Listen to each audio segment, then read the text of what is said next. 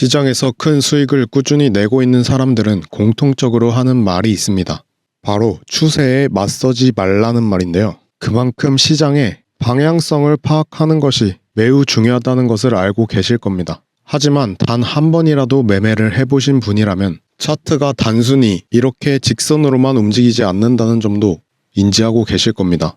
오늘 영상에선 쉽고 강력하게 시장의 추세를 파악할 수 있고 꾸준하게 시장에서 먹히고 있는 매매법 중 하나인 볼린저 밴드 매매법을 공개하겠습니다. 기존에 많이들 알고 계실 볼린저 밴드 상단에서 숏, 하단에서 롱과 같은 전략을 생각하셨거나 사용 중이시라면 오늘 제가 어떤 꿀팁을 풀어드리는지 영상 끝까지 확인해보세요. 자, 보시다시피 실제로 추세는 절대 이렇게 일직선으로만 형성되지 않습니다. 가격이 고점을 높이면서 그 사이사이 조정이 발생하죠. 문제는 이런 조정들이 가짜 신호를 발생시킵니다. 여기서 예시 한 가지를 들어보겠습니다. 만약 여러분들이 이동평균선 같은 일반적인 추세 지표를 이용한다고 쳤을 때 또 가격이 이런 식으로 일직선으로만 움직여 준다면 이동평균선은 아주 좋은 타점을 제공해 줍니다. 하지만 대부분의 경우인 추세가 이렇게 중간중간 조정을 반복하면 이동평균선은 크게 의미가 없어집니다. 보시다시피 이평선 돌파 전략을 사용한다고 했을 때 이런 부정확한 신호가 너무 자주 나오기 때문입니다. 그래서 이런 이유 때문에 이 볼린저 밴드 전략이 좀 더 나은 전략이라고 볼 수 있겠죠. 볼린저 밴드는 이렇게 추세의 방향을 파악하면서도 노이즈까지 고려를 할 수 있기 때문에 가짜 신호 자체를 훨씬 줄여줍니다. 간단하게 볼린저 밴드의 장점을 알아봤으니 이제 구성하는 요소들을 살펴보면서 어떤 식으로 활용하는지까지 바로 알아보도록 하겠습니다. 볼린저 밴드는 총 3가지 요소로 구성됩니다. 첫 번째로 20일 단순 이동 평균선입니다. 두 번째로는 표준 편차 밴드 상단입니다. 마지막으로는 표준 편차 밴드 하단입니다. 간단하죠? 그 중에서 이 흰색 가운데 선은 현재 시장의 방향성을 보여줍니다. 단순히 선이 위로 향하면 상승 추세, 아래쪽으로 향하고 있으면 하락 추세라고 생각하시면 됩니다. 밴드의 상단과 하단은 시장의 변동성을 나타내어 줍니다.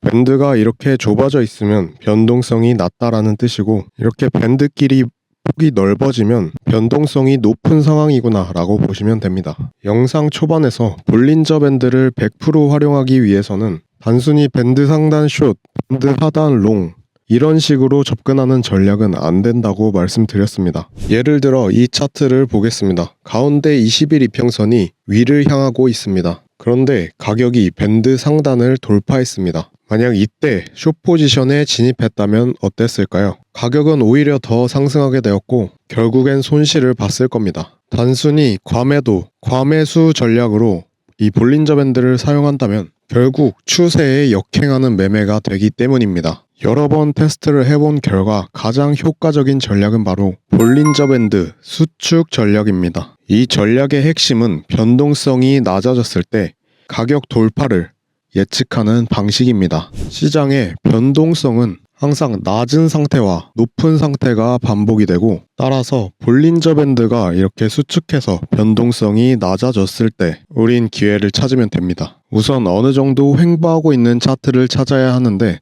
체크하는 방법은 정말 간단합니다. 볼린저 밴드 안에 있는 가운데 이동평균선을 보면 됩니다. 이 선이 거의 평평해졌으면 지금 횡보하고 있구나 라고 생각하시면 됩니다. 다음 조건은 이 두 밴드 사이가 서로 가까워져야 합니다. 이걸 쉽게 구분하기 위해 BBW라는 지표를 사용하셔도 좋습니다. 이 지표는 볼린저 밴드 상단과 하단의 밴드 간의 거리를 보여줍니다. 이 BBW 지표가 낮아지면 밴드 간격이 좁아졌다는 의미이고 BBW 지표가 높아지면 밴드 사이의 간격 또한 넓어졌다는 의미입니다. 생각보다 간단하죠? 다음 단계는 바로 돌파를 기다리는 것입니다.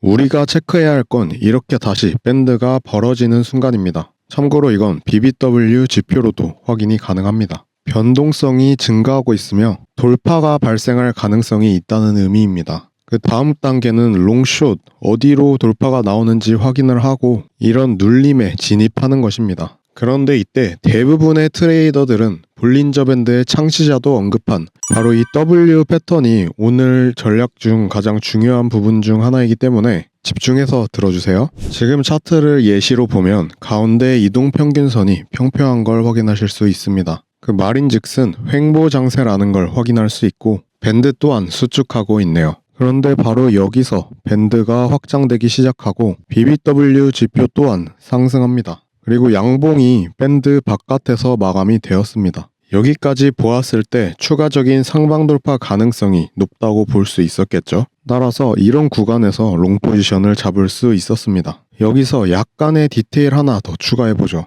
이런 W 패턴이 중요하다고 했는데 이전 저점을 이렇게 살짝 하회하고 올리는 이런 W 패턴이 나와야 좀 더 안전하고 힘이 센 차트 패턴이라고 보실 수 있겠습니다. 그 이유는 선물 시장에선 각각 포지션들이 스탑로스, 즉 손절매 구간이란 게 있는데 전 저점을 하회하고 이렇게 볼린저 밴드 상단을 뚫는 돌파까지 나오면 여기 밑에 있는 유동성까지 잡고 올리는 것이기 때문에 조금 더 튼튼한 차트 패턴이다 라고 생각하시면 됩니다. 쉽게 풀어보자면 차를 운전할 때 기름을 빵빵하게 채우고 운전하는 것과 똑같은 개념입니다. 반대로 숏을 잡을 때는 M자 패턴이 나오는 게 좀 더 안정적으로 숏을 노릴 수 있는 기회겠죠. 숏 포지션 예시를 하나 보자면 전과 같이 이동평균선이 평평하고 그 다음 밴드가 이렇게 확장하고 BBW 지표도 상승한 차트를 찾습니다. 이 M자 패턴을 찾은 뒤에 바로 이때 음봉이